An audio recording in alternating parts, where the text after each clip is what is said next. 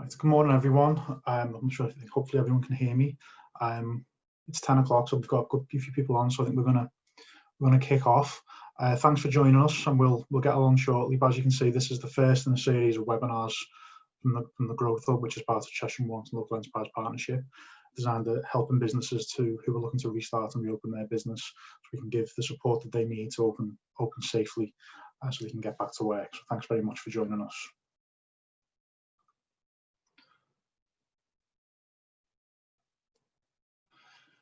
As you can see, that now everyone's on. We can't see or hear you, but you can still interact with the Q&A button at the bottom. If you can try and avoid the chat function and just focus on the Q&A, then we'll try and get through as many questions as we can at the end. But you can log them throughout the speakers, and we will try and answer as many as we can at the end. The panel is being recorded, so bear in mind anything you say on there will be recorded, and we'll be putting this on our website after it's finished. So just bear that in mind, please. Thank you. As you can see, we've got a really strong array of speakers today. First of all, I'll just give a little bit of information on what the Growth Hub has been doing over the past few weeks and what we're looking to do in terms of restart and recovery. I won't keep you for too long. Then we'll move on to Carl, who's going to give us some really strong information on how to reopen safely with his experience from Better Safety. And Nigel Wilcock's kindly agreed to give us an overview of some of the issues that are facing the economy on a wider scale, and some of the things that we can do to avoid that. Really informative presentation. And then finally, Alan Ryan from Technoprint, which is a business in Cheshire, which is, as I understand, stayed open throughout the crisis, will give us some of his experiences in staying open and some of the things he's had to do in his business to make sure that they can stay open and reopen safely. So I think we've got a really strong panel, but opportunity for questions at the end, and we'll kick off.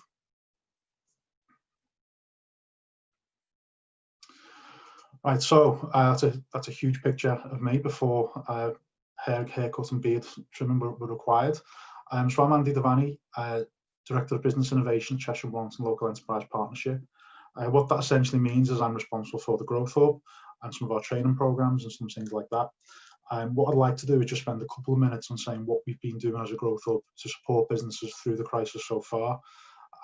What we were able to do from the beginning is really act quickly to ensure that all information that was coming out of government and through other sectors was available to businesses. We completely retooled our staff and our model to respond to business need and give us the strongest and clearest information possible. The website, which is at the bottom of that slide, was updated and is updated daily with the latest information on support packages such as the furlough scheme, the loan schemes, and the local authority business rate grants. That information is still there and is updated regularly, as I said. Our team is always available on the phone or over the internet to answer as many questions as possible and give that real expert advice. So if there is any issues that you're still struggling with, do get in touch and we can help as much as we can. What we're looking to do and have started to do over the next few weeks is very much concentrate on the reopening and restarting of the economy where practical. What we would say is the government advice is key, and that's what we will always refer to. It's essential that all businesses and individuals follow that advice in terms of reopening safely. But if you look on our website now, we've got a whole range of potential suppliers for people to access, who are looking at things like health and safety, risk assessments, that type of thing. And the latest guidance is on there as well, sector by sector. So whichever sector you fall into, there should be some good guidance there. As I say, this is the first in a series of webinars. This one is a more general look at how we can reopen. Over the next couple of weeks, we'll be focusing on various sectors. So we'll have one specific for manufacturing and construction, etc.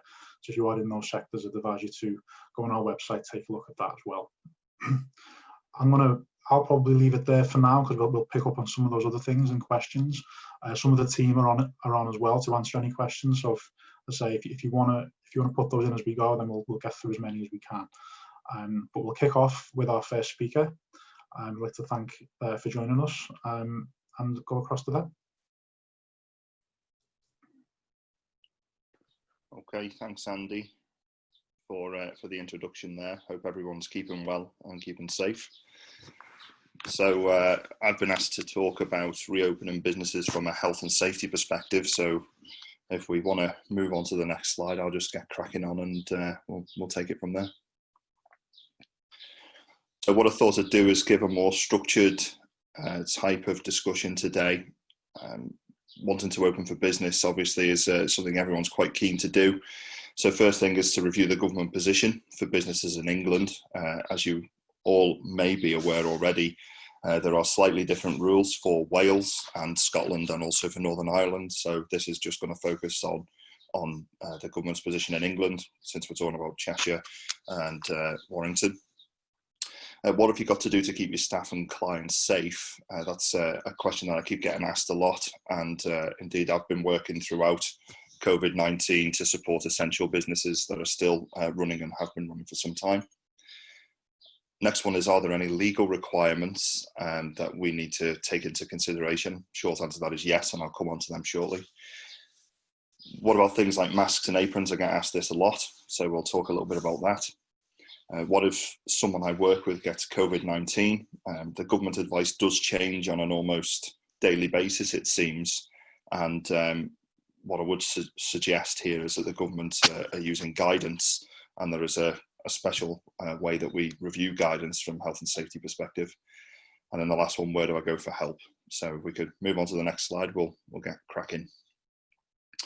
Okay, so the government position in England then, I've put a picture, they keep on issuing advice as well and best practice, so do keep your eye out for them. Federation for Small Businesses, LEPs, that sort of thing. Sector-specific guidance documents have been created for you to review. So the government has recognised that different organisations in different sectors may need some slightly different advice, which is absolutely right for them to do that. And you can get that on the gov.uk website. And again, LEP, as Andy's just said there, it's on their website too. England is being eased out of the lockdown ahead of Wales. So for any of us that are sort of near the border, which of course we all are in Cheshire and Warrington, we're quite close to North Wales, just something to be mindful of if you've got distribution channels into the north of Wales.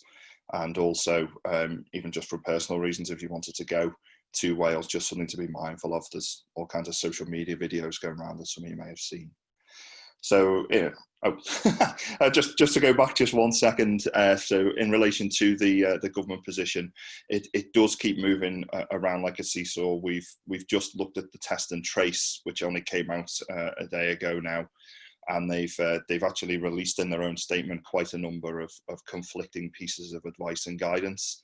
So I think you need to take it on a sector by sector basis, and I think you also need to ask questions of people who have got experience of dealing with mitigating risks and also in crisis and disaster management. So do speak to, if you've got a health and safety professional, speak to them. Okay. So to keep your staff and clients safe then, this is on the left-hand side there, that little image, the Staying COVID-19 Secure, and that's actually part of the government guidance that they released across all sectors.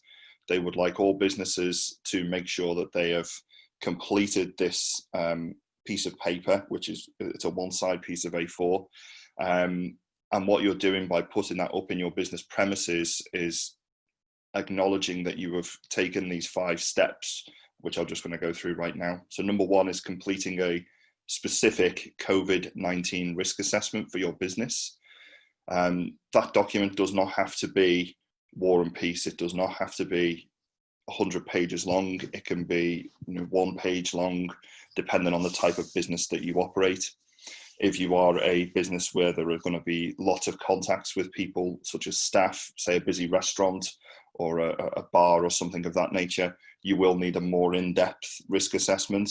However, if you were a local store selling, convenience store selling normal goods, the odds are you're going to have very low staff ratios compared to customers. So you need to think about how you write your risk assessment there. The government, unfortunately, hasn't released a sort of a standard template. So you do need to get some help there. We can put some free stuff up for you if you like. Developer cleaning and hand washing and hygiene procedures. That is absolutely imperative. You may already have a good level of hygiene in your workplace, but unfortunately we touch our faces, we touch contact surfaces such as door handles, worktops, desktops, laptops, mice, computer mice, that is, not the real mice. And we do that on quite a regular basis. So it's not that people are necessarily being unhygienic. It's just a normal course of our day. We touch a lot of things, including our face and our hair, particularly people with long hair. I've certainly noticed this a lot in the manufacturing and construction sectors, where people are sort of doing this and then they go and touch a door handle, for example. So it's just making sure that you understand developing clean hand wash and hygiene procedures need to be enhanced. Installing of additional hand sanitizers. You don't have to buy expensive products. There are lots of people trying to promote very expensive auto hand sanitizers and things like that will set you back about £60, including the product. You don't need that for every business. Simply giving them some personal hand sanitizer or access to clean soap and clean water and soap is sufficient. So please try not to get stung by that. Help people to work from home if possible. It's not always possible, but where it is, if somebody can work from home, that would be the ideal scenario. However, that's not always going to be possible if you're a service business, or if you're in the manufacturing or construction industries, for example. You absolutely have to have people on your premises, on your site. What we're talking about though is reducing the number of people that would normally come onto your premises. So for example, I'm a health and safety professional. I go to sites quite regularly, but one of the things we started doing, and certainly in my business, is we now use technology such as WhatsApp, FaceTime, and we do video virtual tours, and that keeps us away from the sort of site, as it were, on a construction or manufacturing element. Sometimes it can be a bit noisy, but it certainly has reduced the need for me to go to site quite regularly. Any meetings, management meetings, that sort of thing, if you can stay at home or have conversations with suppliers, do it over the telephone or via a video technology like Zoom. I think it's free for 45 minutes. Next one is maintaining 2 meter distance where possible. Appreciate it's not always possible, and one of the things that certainly we found in the last few months is that people don't really know what 2 meter looks like when they're standing next to somebody. My advice would be it's 2 big paces away from the person that you're talking to, if that is possible. You can buy very cheap on the likes of eBay, probably eBay more than Amazon, they're cheaper. You can buy these sort of little discs, let's say 2 meters away, or you can even just go and get some hazard tape, which costs very little money. I think it's about £5, and you can mark up the floor yourself. If any of you are shopping in local supermarkets, you might see that on the floor already, sort of telling people to keep 2 meters. It doesn't have to be fancy. Don't go blowing massive amount of money on putting 2 meter distance and spacing on your floors. You can just use normal tape on the floor as long as it's well attached. And then what happens if you can't maintain 2 meters? Well, what the government says is you have to manage the transmission at work, and they don't really give you a great deal of information about that. But what they are talking about from our interpretation, which has worked, is keeping that 2 meter closed gap as very little as possible. So we're talking, don't stop and have a conversation over a coffee with a person that you're working with less than 2 meters. Keep that social distancing. If you need to hand documents or any sort of stock or product to another colleague for whatever reason, again, you can just ask that person to step back while you put the stock in the place where it needs to go, if that's possible. But if you absolutely cannot, it's just about good hygiene practices, making sure you're following what they call respiratory hygiene. So if you're going to be sneezing or coughing, please, if you cough, sort of away from the person into your clothing, or again, sneeze. If you've got tissue, that would obviously be the preferred option, but a lot of people don't carry tissues around with them, or they might have their hands full if they're carrying a box or a product. So again, just please follow in that respiratory hygiene. Okay, can we go to the next slide, please? So are there any legal requirements? And the short answer to this is yes, there are absolutely legal requirements that we have to consider. The first one is something called the Health and Safety at Work Act. If any of you employ more than 5 people, you should have a little health and safety law poster in your premises somewhere. And you have to make sure that you understand that this is what we call a framework piece of legislation. So although it doesn't say in it, you've got to do this for COVID-19, it's not meant to be specific. It's meant to give you, as an employer, general information to tell you what to do. So things like, you have to provide staff with suitable instruction, training, and supervision. So in the context of COVID-19, what have you got to do in terms of providing staff with suitable instruction, training, and supervision? Well, you've got to inform them what your procedure is going to be for opening up. You've got to make sure that they understand what social distancing is where possible.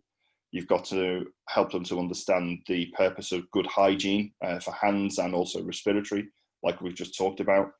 And it's worth, if you employ more than 5 people in your premises, just to have that in writing. It doesn't have to be a big war and peace thing. Again, just 2 paragraphs to say, this is my business. These are the people that work for me, with a little list. And they have all been given information, advice and training on respiratory hygiene, hand hygiene, 2-meter social distancing, and what to do if they get a diagnosis, which is something we'll come on to later. And you get them to sign that, and that's great. You've done the information, instruction, and training relative to COVID-19. So don't go looking for expensive packages that people will undoubtedly try to sell. I have seen some people, even in my own profession, unfortunately, trying to sell businesses packs of 200, 300, £1,000, and you really don't need to spend that amount of money. There's a lot of free advice out there, is what I would say. There's lots of social media, professional social media, such as LinkedIn, where lots of advice is given. Certainly, my organisation gives lots of free advice. Please don't go paying hundreds and hundreds of pounds for advice that's already readily available. The next one is management of health and safety at work regulations.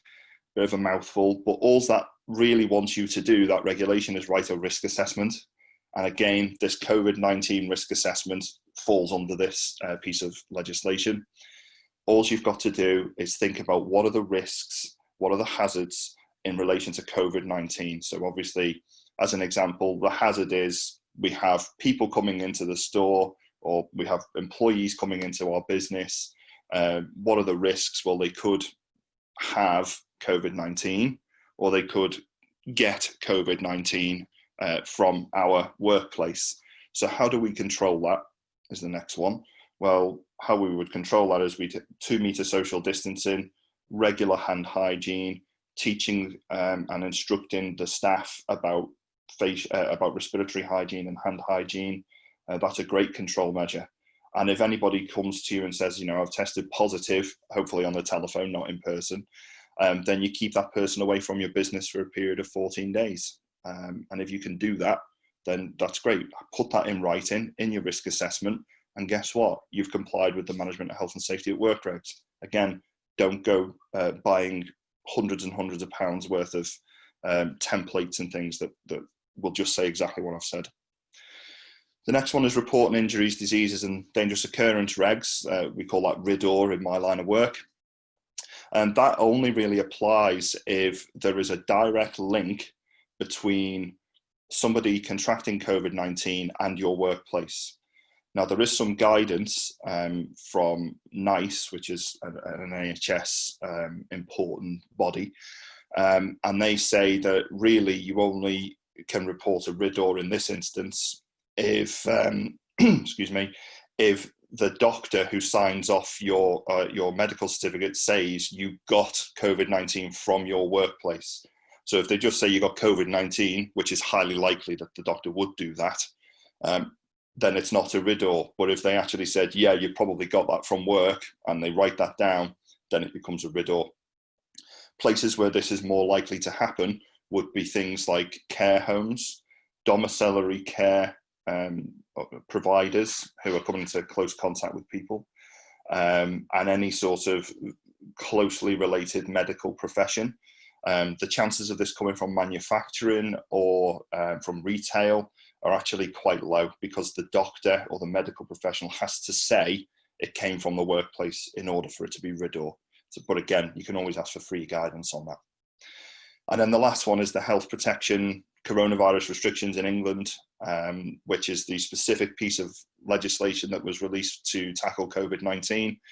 And that still has information about, who should be going to work, who should be staying at home. Although the government is releasing advice and guidance, the regulation itself hasn't changed. Now, of course, that is a great defence. If anyone was to say, well, you're not following the rules. We've had a very high profile political figure very recently drove a number of miles to see friends and family and all the rest of it. Did that person follow the rules? In the spirit of the rules, some people are saying yes, they did. But in the actual regulation, no, they didn't. But obviously they're getting what looks like a free pass. So to be confirmed. We get the next slide, please. So I'm getting asked a lot, and there's been lots of debate around the use of masks and aprons and other what we call PPE, personal protective equipment. You do have to be a bit careful when you are looking if you're looking to buy these sorts of things, because not all PPE is created equal. So what I've said here is anecdotal evidence that the 3-ply masks have been effective with my clients in construction sector if all employees wore them on site. And the reason I say that is because there is a small construction project in Liverpool that I support. It only employs about 40 people on site. We've been operating right the way through because it was a critical project. And one of the decisions that we took with support from the client and principal contractor was that all of the employees and subcontractors would be supplied with daily 3-ply masks, which are really thin paper masks. They go across the face. They just got little loops. In fact, actually, I didn't know if I had one there. Sorry, no, I don't. They're very, very light. They're not designed to protect you from dust or fumes or anything like that. You'll see a lot of people walking around with these masks on in towns and things like that. They used to be about 12 pence a mask. They've now gone up to about 90 pence a mask, depending on where you buy them from. But you can still get them for about 23, 30 pence, and they come in usually boxes of 50. That has proven effective in so much as we haven't had any COVID-19 positive test results or any symptomatic employees on that site. So they have been COVID-19 free since January, actually, when the whole thing kicked off, and obviously March when it came over to the UK on force. We've had 0 on that site, and that was the significant thing that we did, including 2 metre social distancing and hand hygiene where possible. The 2 metre distancing was very difficult on construction sites, as you may or may not appreciate, but the use of masks, I think, did help that. The British government are saying that they don't agree, that masks aren't actually, a great idea in businesses, or certainly in a number of businesses. The French government, however, completely disagree with that, and they're saying if you want to come to France for any essential work, you've got to wear a mask. So this is where there is some conflict between European countries and Britain as well, but it certainly has helped us in our construction project. The next one is using disposable aprons and gloves. That would be it would be useful if there was a plentiful supply and staff could replace after each task. But again, we have to think about what's practical in health and safety, and making everybody wear disposable aprons and gloves after each task. I mean, you could be talking about 20, 30 pairs of gloves and aprons per day, which becomes very cost prohibitive very quickly. The only sector I've seen this effective in, which was standard anyway, was in the care sector, particularly domiciliary care, where people are going into different people's houses to provide personal care to different residents. And that was pretty much a prerequisite anyway for infection control purposes. But if you were to run let's say a retail store and have disposable aprons and gloves, you'd have to change them every customer. And I've seen it in local supermarkets where they're using the same gloves and they're handling products, which, for example, I put a box of cornflakes in my trolley. If I didn't have very good respiratory hygiene, or I'm rubbing my face and I grab that cornflake box, I put that in my trolley, that then gets passed to the cashier who scans it with her hand with her glove on. And then, you know, the next customer comes along, she's got my poor respiratory hygiene, so my droplets of saliva and so on my hand, and now on her glove, which she's now going to put in somebody else's shopping, and they're going to take that shopping and take it home with them. So it's not really ideal if you are not replacing your gloves after every task. So you do have to ask yourself, are the gloves worthwhile when you could just wash your hands or use hand sanitizer as the primary option? Something to say about this is that the pathogen, COVID-19, it does actually get killed with high levels of isopropyl alcohol hygiene, hand sanitizer, so over 70%. So just consider that. Aprons, again, just wash your clothes when you get home. Just get out your clothes, put them in the wash. That will be enough to kill any potential coronavirus that's on there, if there is any. The next part of this is if you need to use particulate filter masks. This is very specialist. I mean, this is just, I don't know who's going to be on the call today, but if you do need to use FFP2 or FFP3 particulate filter masks, that's for very special types of hazards, such as fumes, diesel fumes, dust, such as wood dust or silica dust, those sorts of things, or very specialist environments. And then please make sure the staff are face fit tested before use. I've seen lots of people go out and panic buy FFP2 or FFP3 masks that look brilliant. They look like the mud's nuts, which form this tight. You can probably see I've got some bruising here because I have to wear it for some parts of my job. And, you know, they're really not effective unless they actually fit the person and unless you've got a certificate to say that they actually do have a face fit test for it. So please don't go buying 20, 30, 40 pounds worth of face masks. You don't need them for generic tasks and activities. If you did want to go and get some masks, and you don't have to, the 3-ply, which are very, very cheap and easily replaceable, they would be the one. If somebody is diagnosed, send them home immediately and ask them to go and get tested. And then if they get tested negative, bring them back to work. If they are tested positive, then of course keep them off for the 14 days. We can go to the next slide, or if you want to finish off, that's it. There we go. Thank you.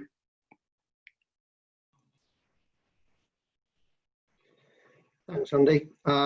So Nigel Wilcock, I work for Mickledore. I'm also a director of the Institute of Economic Development. I was asked today to talk a bit about the current economic position in the UK and what we're expecting and what local enterprise partnerships are doing around the economy. So, so less about working safely, but more about what is going on in the world of work. So next slide, please. And the next slide, sorry. So I thought I'd start with what the government's been doing in terms of looking at the economic impact. So they've started doing a survey every 2 weeks that are showing the impact on industry more generally. And of course, surveys like this start to help inform the local enterprise partnership about where they should be putting their resources, what they should be helping with. This slide shows businesses who've had a decrease in turnover of over 50%, so lost half of their business or more in the 2 weeks to the 3rd of May. No surprises, I suppose, that accommodation and food service has been very badly affected, arts and entertainment, we all know this from the media, but also real estate and construction, you know, and a few others. But I do think that there's a whole construction, real estate and associated professional services problem coming quite quickly too. Next slide, please. Then if you take the view that, well, these are businesses that have lost 50% of their turnover, this is a report on how much cash businesses have typically got in the bank. And at the end of the survey, how many of them had less than 3 months cash left? And again, I suppose because of the dramatic impact, as well as the low margins in some parts of the sector, accommodation and food service, nearly half of them are now down to their last 3 months cash or less. Arts and entertainment, again, well, if you've had no money coming in, it's hardly surprising, but these are problems. And then less so in manufacturing, transport and storage, information and communication less impacted, and more cash in the bank. But these are sort of an indication of what's coming down the track. Next slide, please. And then these are official figures. So this isn't survey data anymore. This is what's happened in the productive sectors of the UK at the end of March compared to March the year before. And I don't suppose it's a surprise to anyone, but it's a pretty staggering picture when you see it as a graph that even though we didn't really properly shut down until towards the end of March, year-on-year figures were down in every single productive sector, apart from basic pharmaceuticals. And that's only going to look worse when we get the figures for April, which we don't have yet. So big problem from that point of view. So next slide, please. So what we've started doing with the LEP is really sort of heat mapping where some of these issues are. I mean, obviously it's obvious where some of the large manufacturers are. We know the businesses. But I think less time has been spent in economic development on accommodation, food service, retail. It's just not been a sector that's been a particular focus of economic development work before. So this is a slide about retail, but we've done them for many sectors. This is Cheshire East and the concentration of retail, particularly in Wilmslow, but in other district centres. Interestingly, 19,000 people reliant on retail jobs in Cheshire East. Big numbers of employment in sectors that we've not particularly looked at in economic terms very closely for a long time. Next slide, please. Just to show that Chester and Northwich are the most affected in Cheshire West, but again, others there, 22,000 people in Cheshire West reliant on the retail sector. And then the next slide, please. Warrington more centralised, so less people in retail, but still 11,000 people. And as you'd expect, I suppose, pretty focused on the town centre, although that's Culture there up at the top right, with a reasonable concentration as well, and Sankey to the left. So big numbers, and just looking at this from every sector point of view, there's just some illustrations. So next slide, please. So then we started to look, and this again, these are Cheshire and Warrington figures. We started to look at those sectors, broad sectors that we thought were most affected. What this does is it sort of says, well, this problem is probably going to come in 4 phases. There's been the immediate, where essentially government has shut down many sectors. There's going to be some things that are then immediately knocked on from the fact that some businesses were shut down. Then I think there's a whole later knock-on, which is that people's pipelines of business weren't being filled because nobody was working. And then there's the more recessionary impacts. Now, you can't really generalize at this level to any great extent. You can just sort of make, you can just sort of take a general view, but within manufacturing, it'll entirely depend whether you were involved in food and pharmaceuticals, which probably did okay compared to aviation, which presumably is on a pretty much a stop, and there'll be businesses affected too. But the numbers start to show the numbers of people affected. So if you took the whole of Cheshire and Warrington, you've got 85,000 people involved in wholesale, retail and trade, and they were probably affected from day one. 34,000 people in accommodation and food service activities, again, impacts from day one. Next slide, please. The 2 other sectors that we thought were absolutely affected from day one, and obviously, as I've said, other subsectors were as well, but 11,500 in arts and entertainment and recreation, and 10,000 in other service activities. So all of the personal services that we rely on have probably been shut. But I do, as I say, expect that real estate and construction, leading into all the professional services that support that, are probably going to start to feel the cold winds of this quite soon as well. And the numbers that are there, the webinar will be on the website afterwards, so you can look at the numbers in more detail if you're interested. Next slide, please. So next steps, and are there any opportunities? I think from what I've said, if we look at this diagram in sort of columns, a lot of the sectors that have been affected, we've not really looked at in detail. People have taken for granted that if one shop closes, there'll all be another one there to open. I think what's really happening here now is that we've had this disproportionate impact on towns and cities that labour-intensive industries have been affected. Younger people are more affected. The lower paid are more affected. The lower skilled are more effective. Have been more effective. So I think we can start to see that from a social point of view that there's a problem.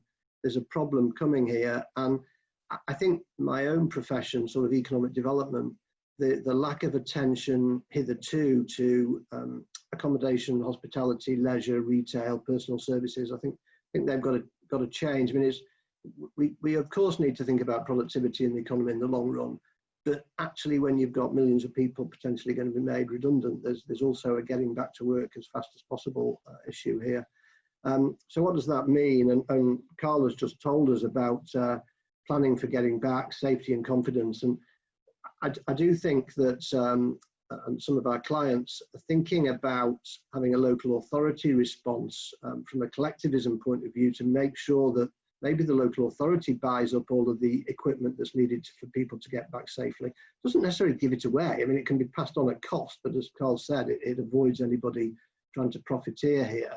And just that collectivism of provision that makes sure that every shop gets open when we're allowed to, rather than just the larger retailers that have got the buying power to buy some of this stuff in. So getting back everybody getting back evenly with a good degree of public sector coordination, we see as an important point with some collective purchasing where necessary.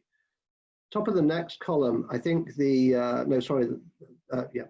So then there's obviously been some sectors that have needed to hibernate. They just couldn't open. Their major costs at the moment, if they've furloughed staff, are property costs, and some work now to make sure that there's a bit of even sharing of pain between the landlord and the occupier. It's in everybody's interest that the occupier survives and carries on paying the rent into the future. So a big amount of work there around collectively looking at what landlords can do as well as the occupier, so that everybody loses out a bit, but nobody loses out completely. I think we're going to start to see the repurposing of vacant space in town centres, and I think that'd be a great thing if actually that helps us with drop-in centres for employment advice, social care advice, but also those businesses that don't want to hack all the way into Manchester and Liverpool, the ability to work in some safe but shared workspace in town centres. We've looked at quite a lot at IT and how that looks at demand management in town centres, or whether there's an ability to, in the same way that you'd book your car parking spot at Manchester Airport, you might book your car parking spot to go into Sandbach for the day. But actually, if local authorities are able to then, or business improvement districts are then able to gather the data that's collected as when people come, who they are, where they walk, where they go, what they spend, we can actually start to build up a really great picture that will help businesses to invest in our town centres in the future, because they've got the confidence that we know the data of what's happening.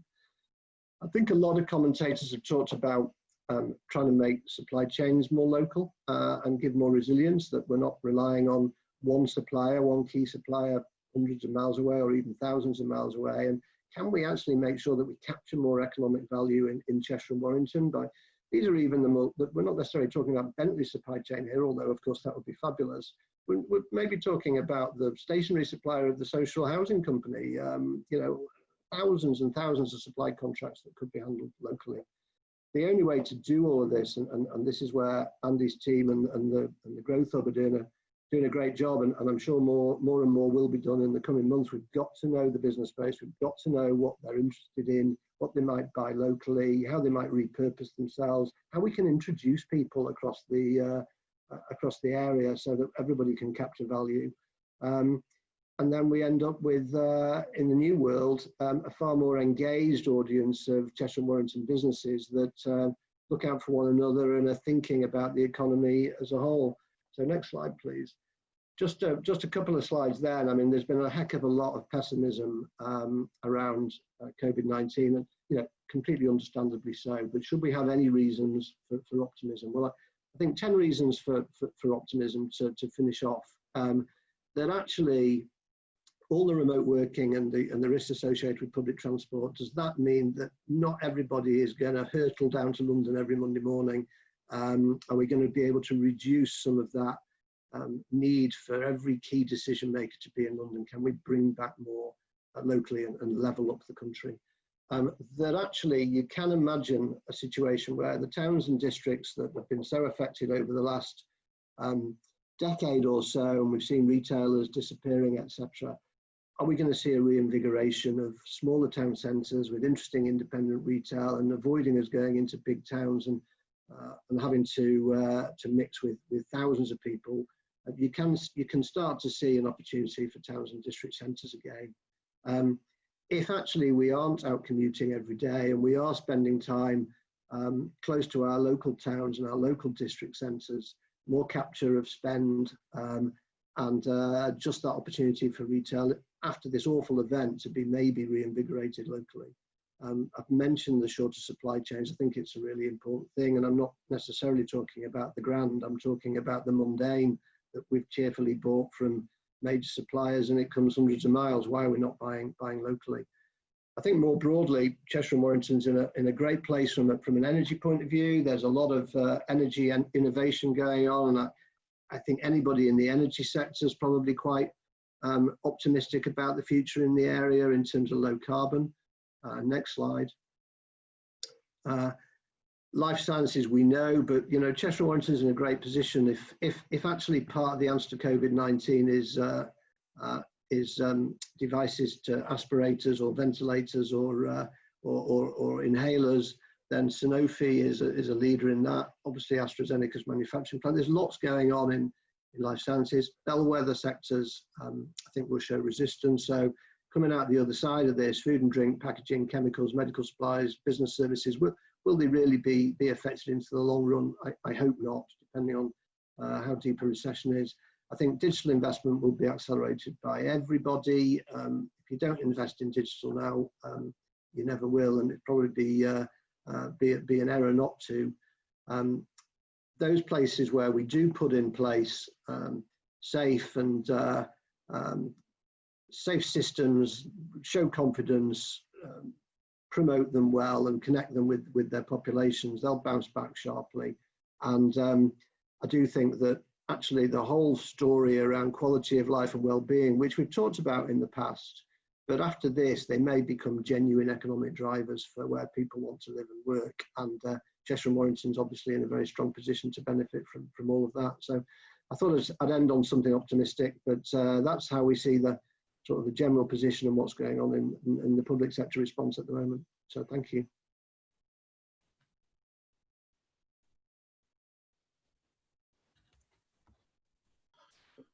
Thanks, Nigel.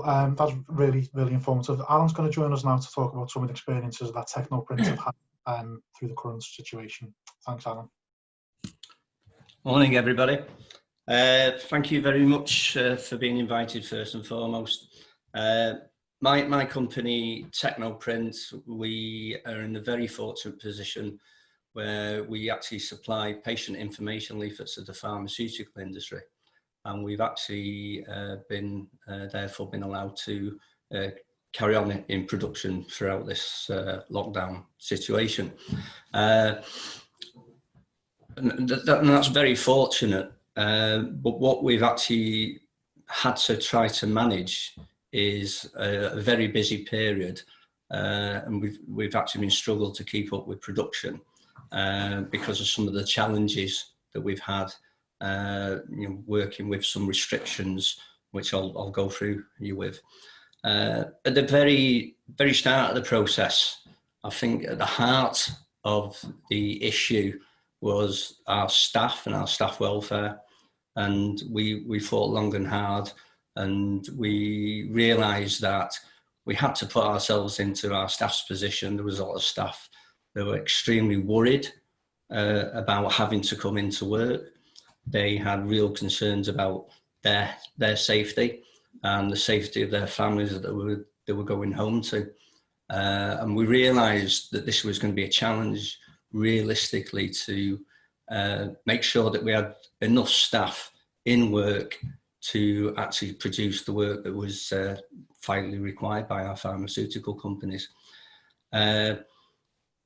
So I'm going to talk about some of the processes and procedures we've put in place to safeguard everybody. And we spent a long time speaking to our staff, and actually in some cases we've actually spoken to their family members who they're living with, because there's actually pressure at home or some people not to come into work because of safety concerns. And that was an actual challenge initially, to get people into work and make sure that we had enough people in work. And I suppose one of the biggest challenges was not quite knowing how many staff we'd have from one day or 1 week to the next. And that was a real concern. And that's something that we've coped very well with, actually, in reality. The first thing that we did was to explain to all staff that if any of them were off for any COVID-19 related issues, whatever that issue was, and that includes if they had to be off work for childcare reasons, that we actually said to all our staff that we will pay them full pay for whatever reason. And therefore, that was like a safety net to ensure that people weren't coming into work with symptoms because they needed the money. So we took that pressure off them initially, and that was reassuring to their colleagues that they were, less likely to come into contact with people with COVID-19. As I say, initially, a lot of staff had concerns, and this was a real challenge. I'll explain some of the measures we've put into place.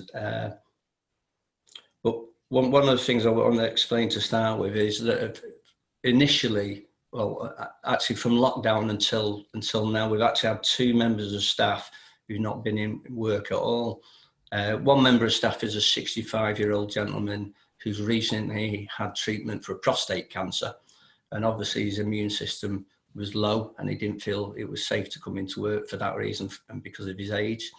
And another member of staff was a young lady who's got a 3-year-old daughter, and the nursery was actually closed. Now both of them have been off work since lockdown, but they are actually returning to work next week.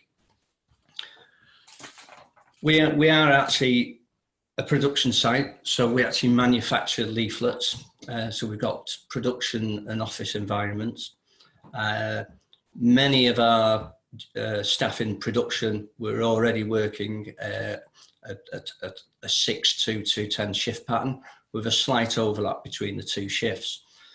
The first thing we did after lockdown very quickly was to actually chat to our staff and say that what we wanted to bring in was a shift pattern for every single member of staff. That includes myself. So all the office and all people in production are basically working a 6 to 10 shift pattern. And we've actually put a gap between the 2 shifts so that none of these people in each shift come into contact with each other. And that's a safety and sort of security net in case any of our staff come down with any symptoms. We put a ban on all visitors to site unless it was absolutely essential. We ensure that all our staff wash and sanitize their hands as they come into work. We are actually in the fortunate position that as being a pharmaceutical manufacturing or supplier of leaflets into the pharmaceutical industry, we have strict controls in the production areas anyway. All our staff have always had to get changed on site before they go into production, and they wash and sanitize their hands before they go into production, and that's been the culture for many years. But this culture now is actually spread a little bit wider. That's all the members of all our office staff do the same. And generally speaking, we're washing and sanitizing our hands much more often. What we've also done at the end of each shift, this is office and production, we've ensured that all touch points, like your computer mice, your phones, handles, desks, any touch points on machines, they're all sanitized at the end of each shift. We've also asked the postman to collect posts from receptions who doesn't come into contact with any of our staff. But prior to that, he used to come into the main office and collect the post. We've actually introduced staggered breaks in the canteen. and therefore we've restricted use of the canteen, so there's not as many people in there, and that actually allows social distancing. We've obviously done things like put posters up on site regarding social distancing, and we do virtual customer meetings, which is, I wouldn't say a revolution, but it's really shown us that this is quite a big advantage. We actually supply customers literally throughout every corner of the United Kingdom, including into Northern Ireland. We do actually have some customers in Europe as well, not many. But we are doing virtual meetings with customers that previously we would have drove maybe 4 or 5 hours. We would have had an overnight stay in a hotel, and we've probably, if I'm honest, achieved the same result by having a virtual meeting. We have virtual staff meetings between the office staff mainly, so that we can keep in touch with each other. We have set up a company WhatsApp group, so there's a little bit of banter goes on in there, to be honest, few support messages, but that's actually worked out really well and seems to be well received.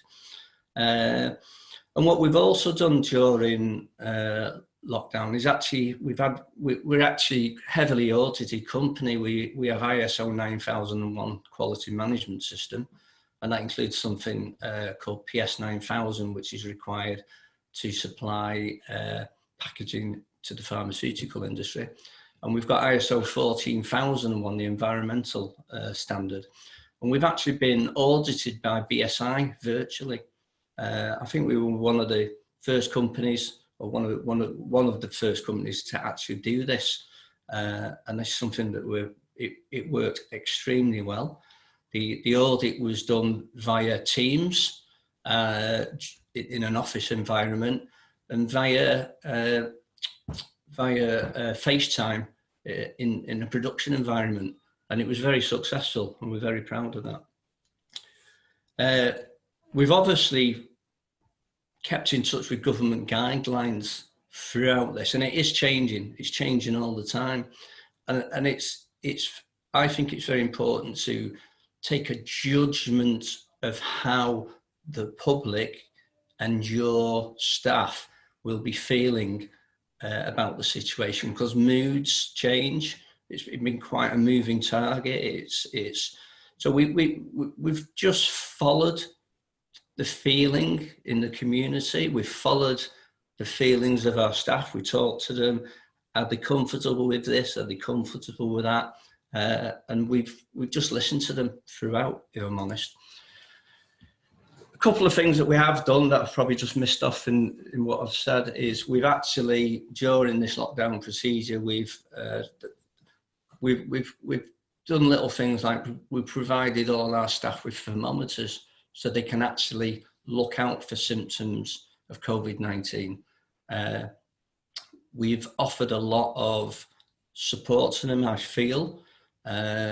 We have actually got a trained mental health first aider on site. And I know it's confidential, but I'm aware that more of our staff have made use, excuse me, have made use of that service than probably ever before. And I think that the mental welfare of your staff is something that you probably need to be aware of, and to probably a little bit more support required in that area, I would say.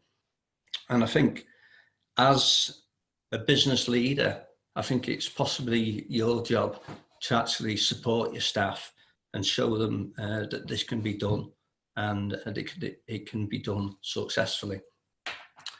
A couple of things that I wanted to bring. We've actually found some advantages in these situations. I think it's given us the opportunity to support our staff more. I'd like to think that will, in the long term, have more benefits with staff loyalty. It probably brought the team much closer together. I've mentioned that the virtual customer meetings is something that I think will possibly have a long-term change on the company, and I think that will be beneficial. And we've actually found during lockdown, I think this might change as more businesses get together, but we've actually found that we've had, to be honest, less external interruptions, less phone calls, less emails to deal with that aren't our core business activity. And it's just allowed us to get on with the vital role of delivering products on time. And there's another slightly smaller advantage, and those guys that have probably in production, or actually possibly anybody that employs staff, might understand.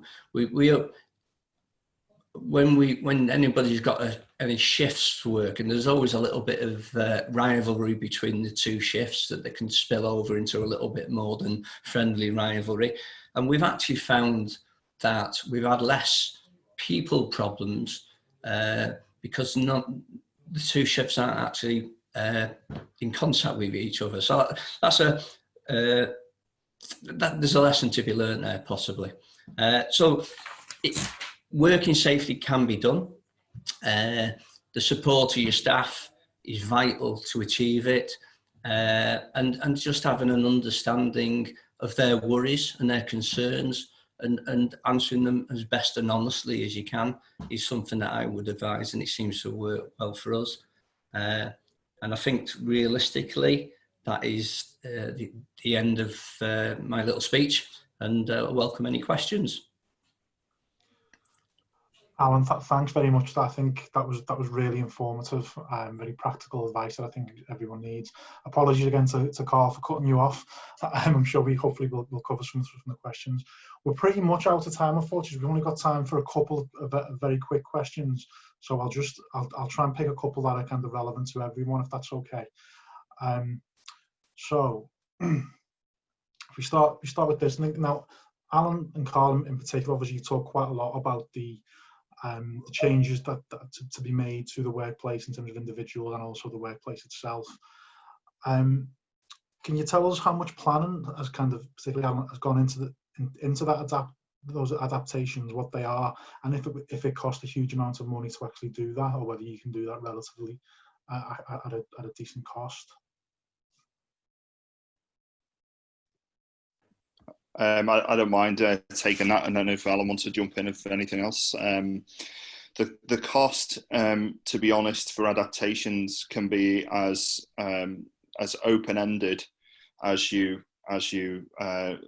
might believe. It's you can have a very small outlet, only a few square meters, say 20 square meters, where you'd need very little, but you need to put a sign on the door saying, no more than 2 people per time in this business. So that's a sign that costs very little money. And again, as I've mentioned, doing the COVID risk assessment, COVID-19 risk assessment, and getting that certificate, which is free from the government. You can download that for free. So the cost of this would be about 50 pence. To much more intensive labour operated businesses such as manufacturing, construction, where you'd have to do social distancing signage. You'd have to maybe put some sand markings on the floor. Again, you can use tape that costs about £5 from the likes of B&Q, or you can go all out and buy really well designed signage and printing graphics, which will cost you about £7 each. So it really is as much or as little as you want to put in, but the core premise is making sure people know what they've got to do with a risk assessment you can get for free, making sure you've got your COVID-19 certificate, which you get for free, and making sure there's soap and water, and making sure there's signage to remind people and giving them that instruction and training. If you wanted to go all out, you could spend tens of thousands of pounds. If you want to keep it small and you're operating on a tight budget, then do what you can reasonably be expected to do, is what health and safety legislation says. Don't go out, trying to bankrupt yourself to put all of these signs up. It's not going to be as effective as you think. Just spend within your means, and if you need help, contact people on LinkedIn. Look for advice for free from the LEP. Please don't go hiring expensive people to come and sell you sand. That'd be my take. I don't know if Alan's got anything else. Yeah, we've spent very little on physical signage or dividers or anything like that. The real cost of my business is mainly in two areas. We've got many staff that weren't actually on shifts, and we've asked them to work shifts, and we're paying them a premium for working that shift, and that's quite significant. 2 members of staff that have actually been off work, that we've actually been on full pay, and again that adds up over sort of like a nearly 3-month period. And the other main cost has actually been we actually work a 40-hour working week, but to allow the break between the 2 shifts, we've actually reduced our working hours to 37.5, and we're actually still paying them for 40 hours. So that's quite a significant cost to the business. Interestingly enough, though, it's been our desire as a company, and my desire as a company owner, to actually reduce our working hours. And I'm seriously considering taking this opportunity to bring this reduction of working hours in permanently. So again, that's moving towards offering more support to our staff. So we just seize the opportunity, to be honest, and taking that from there. Thanks, Alan and Carl. We've got quite a lot of very, very good questions, but we just don't have time to get through, unfortunately. What we'll try and do is list some of these questions on our website with some answers. So we'll share the link for that, and where this webcast is, we'll have some questions and answers on there as well. But I don't want to keep anyone too long of the rest of their Friday. But can I just say a big thanks to Nigel, Carl and Alan. I think all 3 gave us some really useful in-depth information on the practicalities and the wider issues. So really big thanks for that. Please keep an eye out over the next few weeks for a succession of these based on specific sectors. So that should be on the screen now. So next week we're looking at manufacturing, some office-based services, service industries, logistics, and also construction. And there's also some other webinars from our colleagues at Market in Cheshire looking more at the visitor economy and high street side as well. So I'd encourage if your business is there to also join those, and they're also on our website. But thank you very much for listening. Thank you again for our speakers. This will be posted online, so if you've missed anything, feel free to go and check that out. And we'll see some of you hopefully again next week. Thank you. Thank you very much. Thank you.